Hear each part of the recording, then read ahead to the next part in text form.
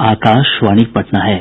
अब आप अभिषेक दास से प्रादेशिक समाचार सुनिए। पहले मुख्य समाचार। राज्य सरकार ने चीन की सेना के साथ हिंसक झड़प में शहीद हुए बिहार के 5 जवानों के परिवारों को 36-36 लाख रुपए सहायता राशि और एक आश्रित को सरकारी नौकरी देने की घोषणा की। लद्दाख की गलवान घाटी में शहीद हुए बिहार के 4 जवानों का आज सहरसा, वैशाली, समस्तीपुर और भोजपुर में पूरे सम्मान के साथ होगा अंतिम संस्कार। प्रधानमंत्री कल ग्रामीण क्षेत्रों में आजीविका के साधन उपलब्ध कराने के लिए खगड़िया के तेलिहार गांव से गरीब कल्याण रोजगार योजना की शुरूआत करेंगे। और प्रदेश में पिछले 24 घंटों के दौरान कोविड-19 से 5 लोगों की मौत, मृतकों की संख्या बढ़कर 44 हुई। अब समाचार विस्तार से। राज्य सरकार ने लद्दाख की गलवान घाटी में चीन की सेना के साथ हिंसक झड़प में शहीद हुए बिहार के सभी 5 जवानों के परिवारों को 36-36 लाख रुपए सहायता राशि देने की घोषणा की है। मुख्यमंत्री नीतीश कुमार ने बताया कि राज्य सरकार की ओर से 11-11 लाख रुपए, जबकि मुख्यमंत्री राहत कोष से 25-25 लाख रुपए दिए जाएंगे। उन्होंने कहा कि सभी शहीद जवानों के एक आश्रित को सरकारी नौकरी भी दी जाएगी। लद्दाख की गलवान घाटी में चीन की सेना के साथ हिंसक झड़प में शहीद हुए बिहार के 4 जवानों का आज पूरे सम्मान के साथ अंतिम संस्कार किया जाएगा। प्राप्त जानकारी के अनुसार सहरसा के कुंदन कुमार, भोजपुर के चंदन कुमार, समस्तीपुर के अमन कुमार और वैशाली के जय किशोर सिंह का पार्थिव शरीर उनके पैतृक गांव पहुंच गया है। हमारे संवाददाताओं ने बताया है कि शहीदों का पार्थिव शरीर पहुंचते ही स्थानीय लोगों की भीड़ ने शहीद जवान अमर रहे और भारत माता की जय का उद्घोष किया। अंतिम दर्शनों के लिए लोगों का हुजूम उमड़ पड़ा है। इधर झारखंड के शहीद जवान कुंदन कुमार ओझा का भी पार्थिव शरीर झारखंड पहुंच गया है। शहीद जवान कुंदन कुमार ओझा मूल रूप से भोजपुर जिले के रहने वाले थे। इससे पूर्व कल पटना हवाई अड्डे पर मुख्यमंत्री नीतीश कुमार, उप मुख्यमंत्री सुशील कुमार मोदी और नेता प्रतिपक्ष तेजस्वी प्रसाद यादव समेत विभिन्न राजनीतिक दलों के नेताओं और पुलिस तथा प्रशासन के वरीय अधिकारियों ने शहीदों को श्रद्धांजलि अर्पित की। पटना के बिहटा के शहीद जवान सुनील कुमार का अंतिम संस्कार कल पूरे सम्मान के साथ सम्पन्न हुआ। प्रधानमंत्री नरेंद्र मोदी ने भारत चीन सीमा की स्थिति पर चर्चा के लिए आज शाम 5 बजे सर्वदलीय बैठक बुलाई है। एक ट्वीट में प्रधानमंत्री कार्यालय ने कहा है कि इस वर्चुअल बैठक में विभिन्न राजनीतिक दलों के प्रमुख भाग लेंगे। बैठक में जदयू अध्यक्ष और मुख्यमंत्री नीतीश कुमार भी शामिल होंगे। प्रधानमंत्री नरेंद्र मोदी कल ग्रामीण क्षेत्रों में आजीविका के साधन उपलब्ध कराने के लिए खगड़िया के तेलिहार गांव से वीडियो कॉन्फ्रेंस के माध्यम से गरीब कल्याण रोजगार योजना की शुरूआत करेंगे। इस अवसर पर मुख्यमंत्री नीतीश कुमार भी उपस्थित रहेंगे। केंद्रीय वित्त मंत्री निर्मला सीतारमण ने बताया कि इस योजना का उद्देश्य अपने राज्यों को लौटे मजदूरों और ग्रामीण लोगों को जीवन यापन के अवसर उपलब्ध कराना है। 125 दिनों के इस अभियान को मिशन मोड में लागू किया जाएगा।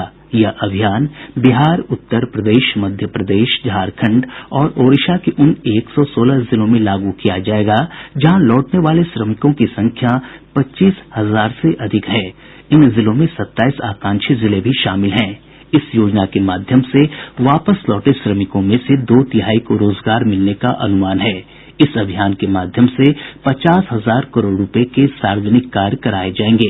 केंद्रीय वित्त मंत्री ने बताया कि योजना के तहत श्रमिकों और ग्रामीणों को 25 विभिन्न प्रकार के रोजगार उपलब्ध कराए जाएंगे। इसके साथ ही ग्रामीण क्षेत्रों में जरूरी आधारभूत ढांचे का भी विकास किया जाएगा। Everyone who needs the assignment, जिसको भी काम की आवश्यकता होगी उसे रोजगार दिया जाएगा और 25 अलग अलग क्षेत्रों में जो उद्देश्य प्राप्त करने हैं हम करेंगे। इन क्षेत्रों में देश के दूसरे हिस्से से लौटे श्रमिकों को लगाया जाएगा। जो धनराशि इसके लिए जारी की गई है, बजट राशि और आवश्यक जो भी चाहिए, सबको मिलाकर ये 50,000 करोड़ रुपए हो गई है। total that it's about 50,000 crores. इस अभियान को सामान्य सेवा केंद्रों और जिलों के कृषि विज्ञान केंद्रों के माध्यम से संचालित किया जाएगा। गरीब कल्याण रोजगार योजना को ग्रामीण विकास, पंचायती राज, सड़क परिवहन और राजमार्ग, खदान, पेयजल और स्वच्छता, पर्यावरण, रेल, पेट्रोलियम और प्राकृतिक गैस, नवीन और नवीकरणीय ऊर्जा, सीमा सड़क, टेलीकॉम तथा कृषि मंत्रालय के समन्वित प्रयासों से शुरू किया जा रहा है। प्रदेश में पिछले 24 घंटों के दौरान कोविड-19 के 5 मरीजों की मौत के साथ ही मृतकों की संख्या बढ़कर 44 हो गई है। स्वास्थ्य विभाग के सचिव लोकेश कुमार सिंह ने बताया कि नालंदा जिले के 2 और सारण, पश्चिम चंपारण तथा दरभंगा के एक व्यक्ति की मौत हुई है। ये सभी दूसरे राज्यों से लौटे थे। इधर प्रदेश में कोविड-19 से स्वस्थ होने की दर बढ़कर 70.47% हो गई है। यह राष्ट्रीय औसत से 18% से अधिक है। स्वास्थ्य विभाग द्वारा प्राप्त जानकारी के अनुसार पिछले 24 घंटे में 185 मरीजों को उपचार के बाद छुट्टी दी गई। स्वस्थ होने वालों की संख्या बढ़कर 4,961 हो गई है। इधर पिछले 24 घंटों में कोरोना के 100 नये मामलों की पुष्टि के साथ ही संक्रमितों की संख्या 7,040 हो गई है। कल सबसे अधिक 22 मामलों की पुष्टि दरभंगा से हुई। इसके अलावा रोहतास से 19, पटना से 14, समस्तीपुर से 6, वैशाली से 5 और सीवान से 4 मामले सामने आए हैं। वहीं जहानाबाद, अररिया, भागलपुर और गया से 3-3 तथा बक्सर, नवादा, मधुबनी, कैमूर और किशनगंज से 2-2 मामले सामने आए हैं। इसी तरह सहरसा, मुंगेर, मुजफ्फरपुर और अरवल से 1-1 मामलों की पुष्टि हुई है। हमारे संवाददाता ने बताया है कि मुजफ्फरपुर में कृषि विभाग के एक वरीय अधिकारी कोविड-19 संक्रमित पाए गए हैं, जो पिछले दिनों राष्ट्रपति और प्रधानमंत्री को शाही लीची पहुंचाने दिल्ली गए थे। दिल्ली के लोकनायक जयप्रकाश नारायण अस्पताल के डॉक्टर नरेश गुप्ता ने कहा कि कोविड-19 संक्रमण अधिकतर मामलों में स्वयं ठीक हो जाता है और बहुत कम लोगों को ही अस्पताल में भर्ती करने की जरूरत है। कॉन्टैक्ट ट्रांसमिशन में आपको हैंड हाइजीन रखनी है, आपको क्लीनलीनेस रखनी है, हाथ धोना है, सैनिटाइजर इस्तेमाल करना है, सोशल डिस्टेंसिंग जिसमें कि आप फिजिकल डिस्टेंसिंग 1 मीटर या ज्यादा का मेंटेन करेंगे वो करना है। खांसना और छींकना दूसरे के ऊपर नहीं है, टिश्यू के ऊपर छींकिए। जो पॉलिसीज बताई गई हैं उसको नहीं देखेंगे तो ये बढ़ेगा। राज्य सरकार ने कोविड-19 संक्रमण के बढ़ते मामलों को देखते हुए जांच का दायरा बढ़ाने का फैसला किया है। मुख्य सचिव दीपक कुमार ने बताया कि सभी जिलों को निर्देश दिया गया है कि सामुदायिक स्तर पर जांच करवाई जाए और जिनमें भी संक्रमण के लक्षण दिखे उनकी अनिवार्य रूप से जांच हो। प्रादेशिक समाचार आप आकाशवाणी पटना से सुन रहे हैं। राजधानी पटना सहित प्रदेश के अधिकतर हिस्सों में देर रात मूसलाधार बारिश हुई है। मौसम विभाग के अनुसार आने वाले 72 घंटों में अधिकांश जिलों में अच्छी बारिश की संभावना बनी हुई है। विभाग ने कहा है कि झारखंड के ऊपर चक्रवात का एक क्षेत्र बना हुआ है। साथ ही एक ट्रफ लाइन दक्षिणी उत्तर प्रदेश, बिहार, पश्चिम बंगाल और असम के ऊपर से गुजर रही है, जिस कारण अच्छी बारिश की संभावना है। बारिश के दौरान बिजली गिरने की घटना में बक्सर और पटना में 1-1 व्यक्ति की मौत की खबर है। इधर बारिश के कारण राजधानी के निचले हिस्सों में जल जमाव से आम जनजीवन प्रभावित हुआ है। राजेंद्र नगर, कंकड़बाग, बैंक कॉलोनी, कुम्हरार, सैदपुर और मंदिरी के कई हिस्सों में सड़कों पर जल जमाव होने से आवागमन प्रभावित हुआ है। हमारे संवाददाताओं ने बताया है कि लगातार हो रही बारिश के कारण अधिकतर जगहों पर जल जमाव से जनजीवन प्रभावित हुआ है। लगातार हो रही बारिश के कारण प्रदेश की नदियों के जलस्तर में बढ़ोतरी का सिलसिला जारी है। कोसी, महानंदा, गंडक और बरंडी नदी के जलस्तर में बढ़ोतरी देखी जा रही है। मुंगेर में गंगा नदी का जलस्तर 4 घंटे में 1 सेंटीमीटर की दर से बढ़ रहा है।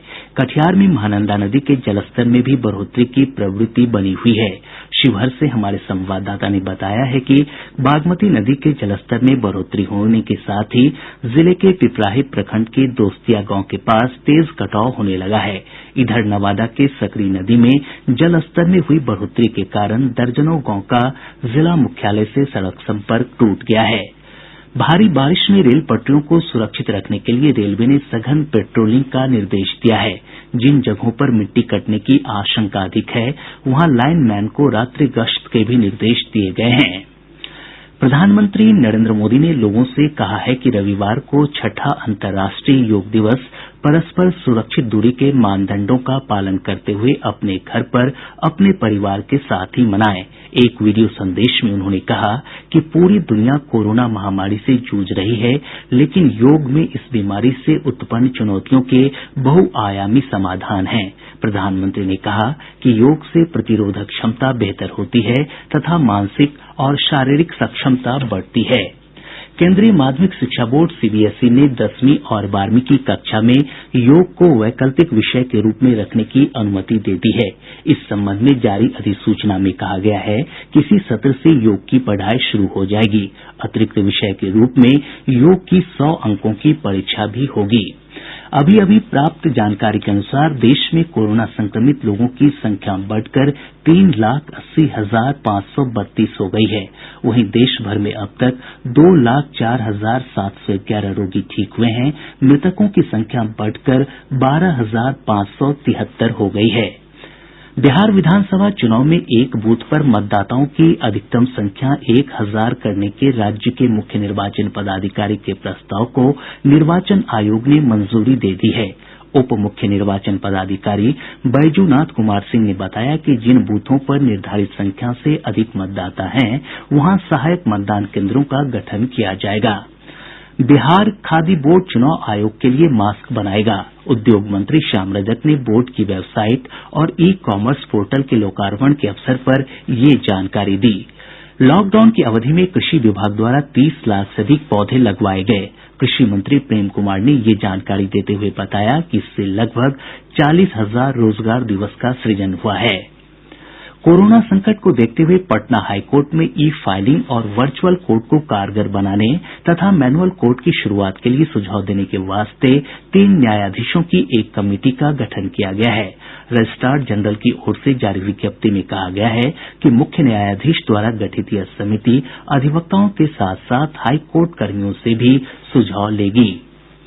पटना हवाई अड्डे से फर्जी पहचान पत्र पर यात्रा करने के आरोप में 3 लोगों को गिरफ्तार किया गया है। ये सभी बेगूसराय के रहने वाले हैं और मुंबई जाने के क्रम में उनकी गिरफ्तारी हुई है। पुलिस गिरफ्तार आरोपियों से पूछताछ कर रही है। अब पटना से प्रकाशित प्रमुख समाचार पत्रों की सुर्खियां। लद्दाख की गलवान घाटी में चीनी सेना के साथ हुई हिंसक झड़प में शहीद हुए बिहार के जवानों के परिजन को राज्य सरकार द्वारा अनुग्रह अनुदान दिए जाने की खबर को सभी समाचार पत्रों ने प्रमुखता से प्रकाशित किया है। दैनिक जागरण ने शहीदों के आश्रित को 36 लाख रुपए और सरकारी नौकरी दिए जाने की खबर को अपनी पहली सुर्खी बनाया है। हिन्दुस्तान ने प्रवासी श्रमिकों के लिए कल से शुरू होने वाली रोजगार योजना की खबर को पहले पन्ने पर स्थान दिया है। प्रभात खबर ने चीन के साथ जारी विवाद को लेकर आज होने वाली सर्वदलीय बैठक में सीएम के शामिल होने की खबर को तरजीह दी है। दैनिक भास्कर लिखता है एसएसबी की कार्रवाई का डर, नेपाल ने 270 कैंप को बॉर्डर से पीछे हटाया। आज ने प्रधानमंत्री नरेंद्र मोदी के भारत के आत्मनिर्भर बनने के बयान को प्रमुखता से प्रकाशित किया है। और अब अंत में मुख्य समाचार एक बार फिर। राज्य सरकार ने चीन की सेना के साथ हिंसक झड़प में शहीद हुए बिहार के 5 जवानों के परिवारों को 36 लाख रुपए सहायता राशि और एक आश्रित को सरकारी नौकरी देने की घोषणा की। लद्दाख की गलवान घाटी में शहीद हुए बिहार के 4 जवानों का आज सहरसा, वैशाली, समस्तीपुर और भोजपुर में पूरे सम्मान के साथ होगा अंतिम संस्कार। प्रधानमंत्री कल ग्रामीण क्षेत्रों में आजीविका के साधन उपलब्ध कराने के लिए खगड़िया के तेलिहार गांव से गरीब कल्याण रोजगार योजना की शुरूआत करेंगे। और प्रदेश में पिछले 24 घंटों के दौरान कोविड-19 से 5 लोगों की मौत, मृतकों की संख्या बढ़कर 44 हुई। इसके साथ ही आकाशवाणी पटना से प्रसारित प्रादेशिक समाचार का ये अंक समाप्त हुआ। घर में रहिए, सुरक्षित रहिए और सुनते रहिए आकाशवाणी।